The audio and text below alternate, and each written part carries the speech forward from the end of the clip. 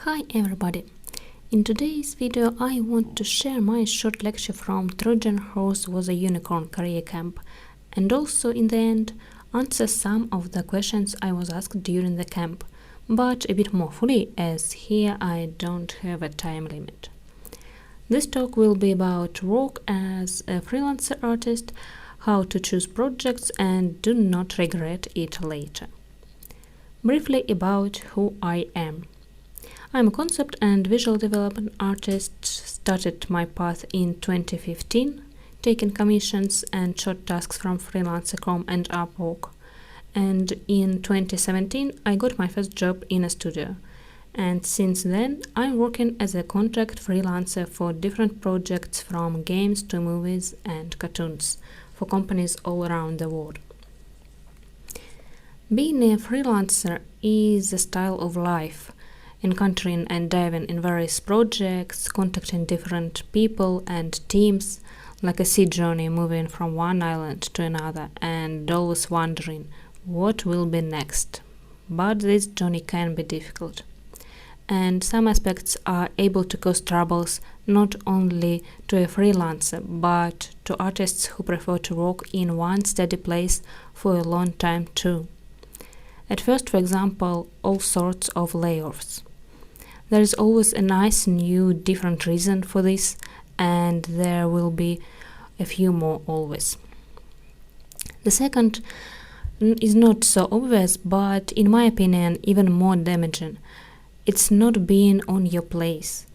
When you hate your project and what you do, dreaming this work would be finished soon and you can turn off the screen and do some art for yourself.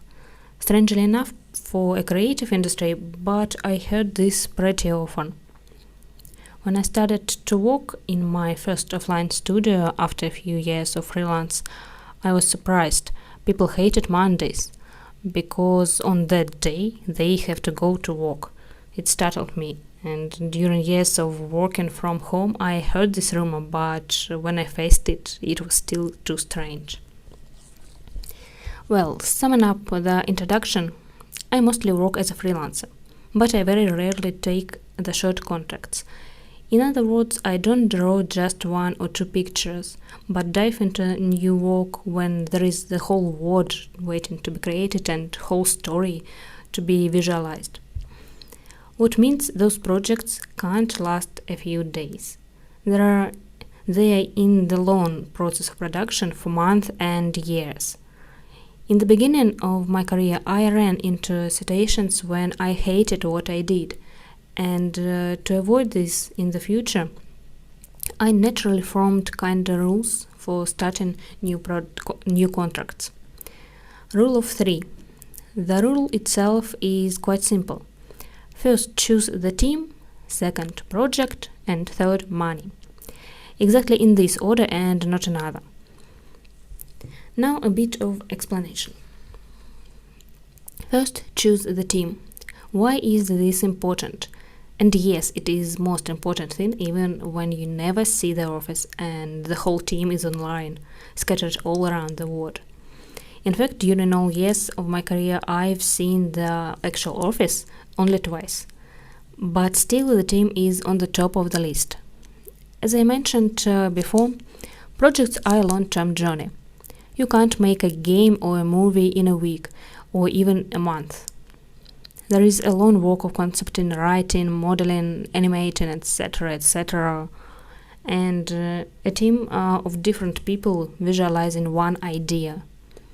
Of course, it's obvious that you'll have to be in touch with at least a few of them, even if you're a complete hikikomori.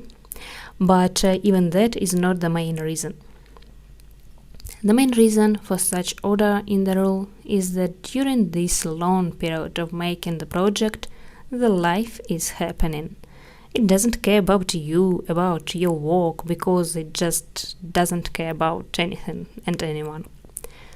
While the team is working hard in giving life to their big idea, the life around throws viruses, wars, and craziness of the technology.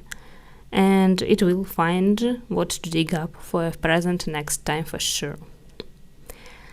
And for that reason, the first one in the list is the team. Choose people with whom you are going to work. If you can trust your team, the obstacles of life around won't hinder the flow or especially damage your nervous system with premature horns. Because you will be able to rely on others, and others will be able to rely on you. If people are on one wave, it doesn't matter how huge the storm is. The second in the list is a project, and I think it's quite obvious why. If you don't like the style or idea, it will be either a living hell to draw it or just a kingdom of boredom. And only the last is money. I suppose there are people who are ready to do a work they hate for a huge pile of numbers on their account, but I never was that kind. I value my time much more than money, and I don't like to waste it on things I don't like.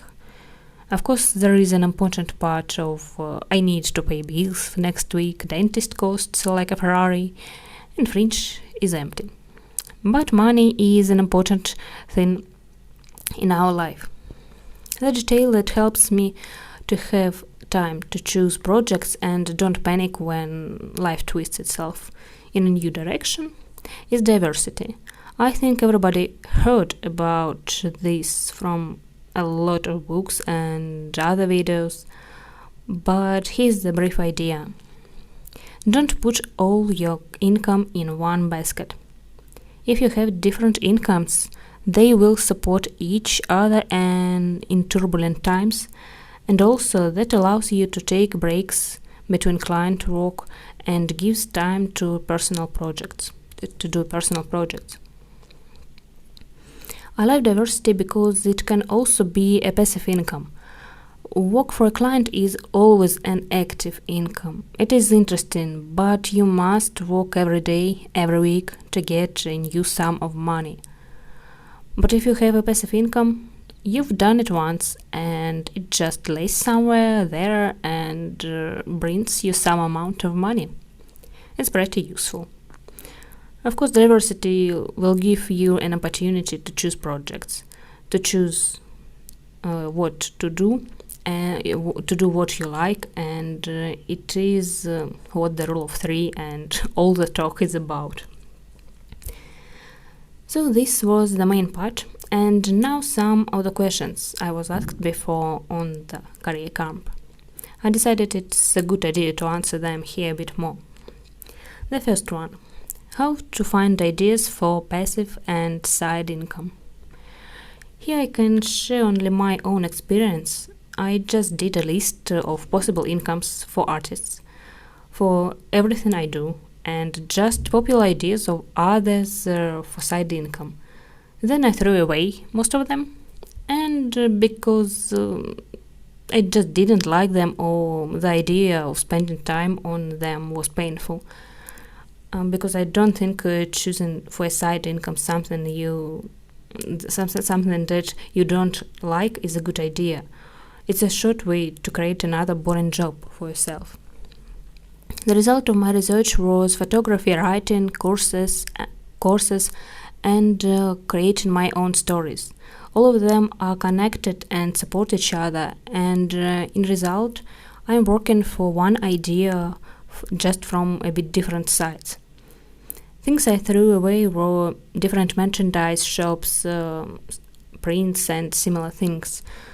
Because I'm just not fan of this stuff, so I don't think it's a good idea for me to do it myself. Second question: how to increase your network?